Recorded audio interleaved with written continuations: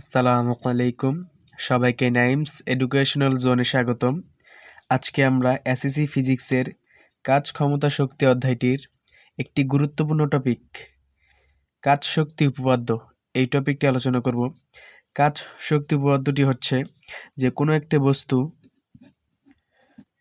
বস্তু দ্বারা সম্পাদিত কাজের পরিমাণ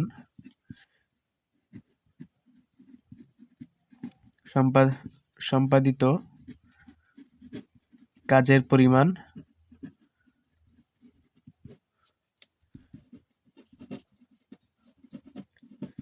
ওই বস্তুর গতিশক্তির পরিবর্তনের সমান। ওই বস্তুর গতিশক্তির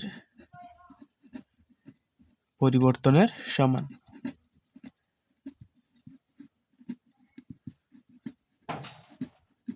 এটি হচ্ছে কাজ শক্তি উপপাদ্য। এটির একটি গাণিতিক রূপ আছে, ওই গাণিতিক রূপটি আমরা দেখব। দেখো, আমরা কিন্তু অলরেডি একটা সূত্র জানি, যারা গতি অধ্যায় পড়ছি তারা কিন্তু আমরা এই সূত্রটা অলরেডি জানি যে v square u square plus 2as। গতি অধ্যায়ের একমাত্র সূত্র যেটাতে সময় টি রাশিটা নাই, এই সূত্রটাতেই শুধু টি রাশিটা নাই, অন্যান্য যে সূত্রগুলো আছে ওই সূত্রগুলোতে দেখবা যে টি সময় রাশিটা আছে। বুঝতে পারছো? এখন এই সূত্রটা থেকে কিন্তু আমরা এই জিনিসটা প্রমাণ করতে পারবো। কিভাবে? দেখো, এখানে ভি স্কোয়ার ই স্কোয়ার প্লাস 2s সমীকরণ যদি উভয় পাশে আমি হাফ এম দ্বারা গুণ করব, কি দ্বারা গুণ করব? Half m. তো এখানে যদি হাফ এম দ্বারা গুণ করি উভয় পক্ষে হাফ এম, আর এখানে ভি স্কোয়ার, আর এখানে যদি হাফ এম দ্বারা গুণ করি, তাহলে যেহেতু এটা দুটি পদ আছে তাহলে দুটি পদের সাথে কি হাফ এম গুণ হয়ে যাবে। তাহলে এখানে হাফ এম বি স্কোয়ার থাকতেছে, আর এখানে থাকবে কি half M U square plus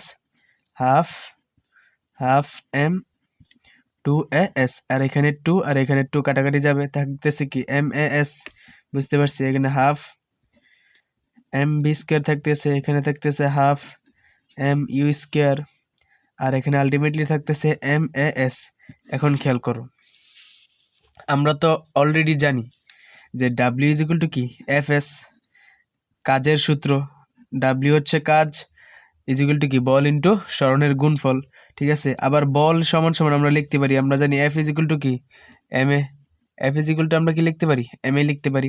তাহলে এফ এর জায়গায় লিখতে পারি এম এ, আর এখানে আছে এস, তার মানে m s is equal to হবে কি ডাব্লিউ কাজ। বুঝতে পারছি? তাহলে এখানে আমরা যে দেখতেছি এম এ এস, এটার বদলে আমরা কি লিখতে পারবো? এখানে ডাব্লিউ লিখতে পারবো। বুঝতে পারছি? আবার আমরা জানি গতিশক্তির সূত্র হচ্ছে ইকে ইজ ইকুয়াল টু হাফ কি এম বি স্কোয়ার। ঠিক আছে, তাহলে কোনো একটা বস্তু, মনে করো এম ভরের একটা বস্তু আদিবেগ যদি ইউ হয় এবং এটার বল প্রয়োগ করার ফলে যদি তার বেগের পরিবর্তন হয়ে শেষ বেগ যদি ভি হয়ে যায়, তাহলে তার আদি ভরবেগ হচ্ছে হাফ এম ইউ স্কোয়ার এবং শেষ ভরবেগ হচ্ছে কি হাফ এম বি স্কোয়ার, এবং এই দুইটা ভরবেগের পরিবর্তনের মান হচ্ছে del E K is equal to হবে কি হাফ। আমরা জানি পরিবর্তন বের করার ক্ষেত্রে শেষ ফলাফল থেকে আদি ফলাফলটা বিয়োগ দিতে হয়। ঠিক আছে ভাইয়া?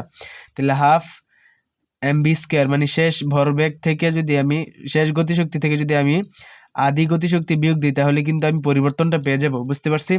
তাহলে এই বিষয়গুলো আমরা যদি বুঝতে পারি, এখানে বিষয়গুলো বুঝতে পারলে এইখানে বিষয়টা আমরা খুব সহজে বুঝতে পারবো। এখানে খেয়াল করো যে হাফ এম বি স্কোয়ার এখানে রাখলাম, এখানে দেখো এই অংশটা কি হাফ এম ইউ স্কোয়ার না?